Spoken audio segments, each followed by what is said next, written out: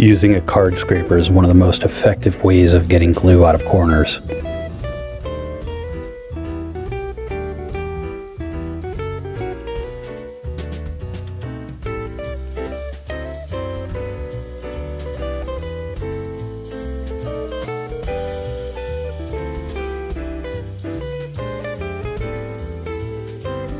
Works great for flat surfaces too.